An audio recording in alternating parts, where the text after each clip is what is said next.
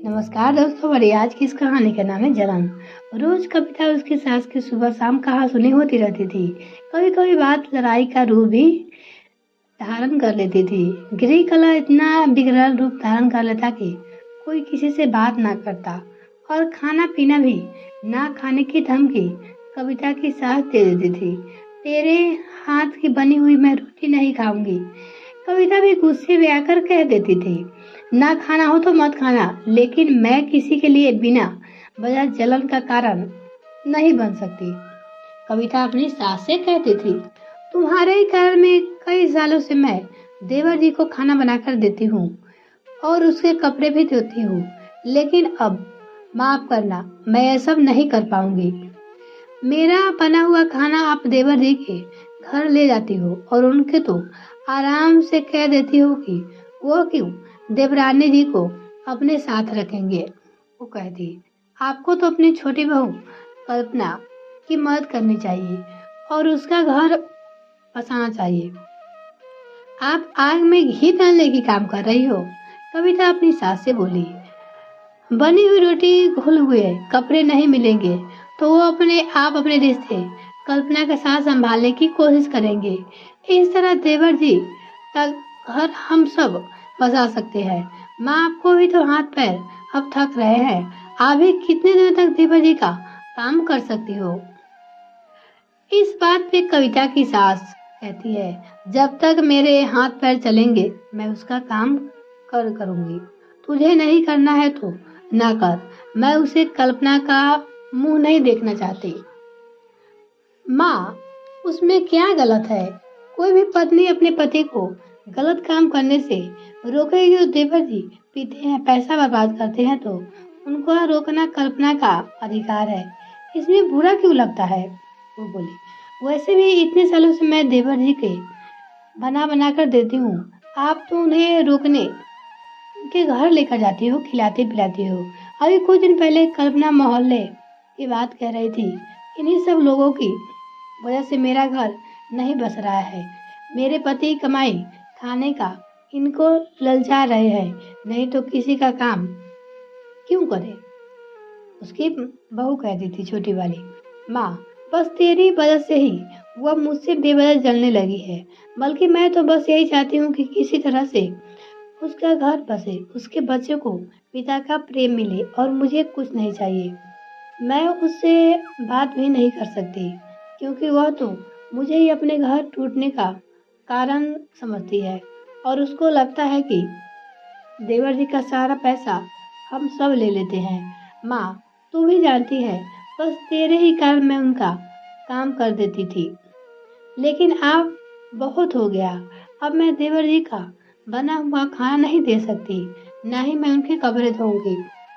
मुझे बदनाम होने का शौक नहीं है। वो बोली, मुझे कल्पना पे बड़ी दया आती है। कभी उसके बच्चे का एडमिशन यहाँ होता तो कहीं उसे माँ के घर जाना पड़ता है। बच्चे की पढ़ाई लिखाई भी खराब हो जा रही है। देवर जी को कुछ दिखाई नहीं देता है। कविता बोली अपनी सास से, कल्पना मेरे बेटे से लड़ती रहती है, वैसे भी उनको अकल नहीं है।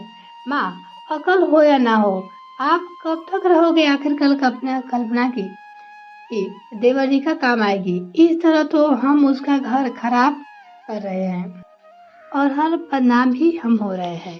कविता अपनी सास से कहती है, माँ, तुझे मेरी प्रार्थना है, एक बार तू देवर जी का सारा काम करना बंद कर दे।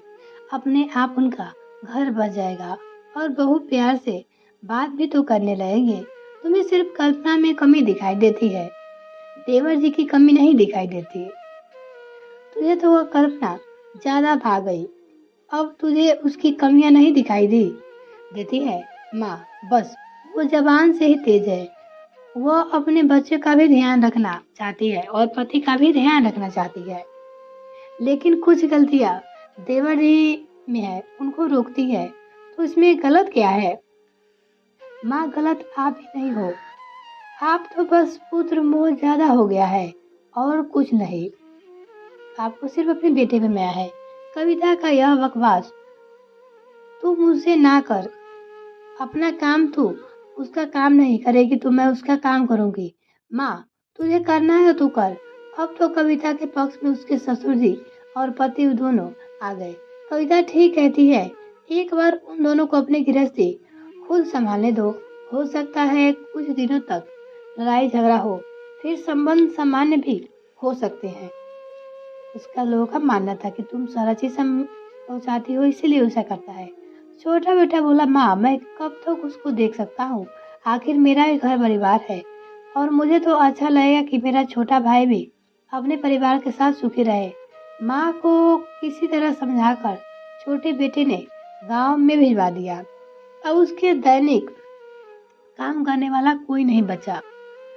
इस बार कल्पना जब मायके से अपने पति के घर आई तो धीरे धीरे नोक झोंक होते रहते। उसके रिश्ते अब सामान्य की ओर होते चले जा रहे थे। बदतमीज तो दोनों में बहुत बातचीत कम होती थी, लेकिन सुधार की पूरी गुंजाइश नजर आने लगी। लेकिन कविता की देवरानी ने मन में कविता के प्रति बेवजह जलन का भाव मन में शुरू से ही था और शायद आज भी है। कविता अब खुश है कि ना उसे देवर जी का कोई काम करना पड़ता है और वो सुनने को भी बच गई कि हर जगह कल्पना अपना घर टूटने का कारण अपनी देवरानी को ही मानकर जलन का भाव रखती थी। बातचीत तो अभी भी देवरानी जेठानी में नहीं है। इस प्रकार से बेचारी कविता कल्पना के लिए बेवजह ही जलन का कारण बन गई। कविता के थोड़े से प्रयास में कविता के देवर जी का घर दोबारा बस गया। बच्चे के स्कूल में एडमिशन भी हो गया। पूरा परिवार खुशी खुशी रहता है। अब सबको एहसास हो गया था। कविता और उसके देवर के घरों में फैसला भी दो गलियों का ही है। दोनों ही परिवार खुशी खुशी अपनी गृहस्थी को चला रहे हैं और दोनों माँ बेटे भी घर देखने गांव से आती रहती है।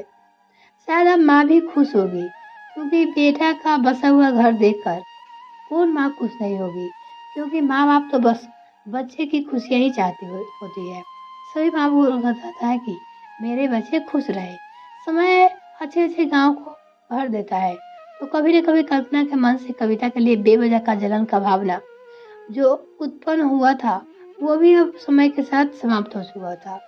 अब उसे भी समझ में आ गया था कि वो बेकार ही अपने जेठानी से जलन करती थी।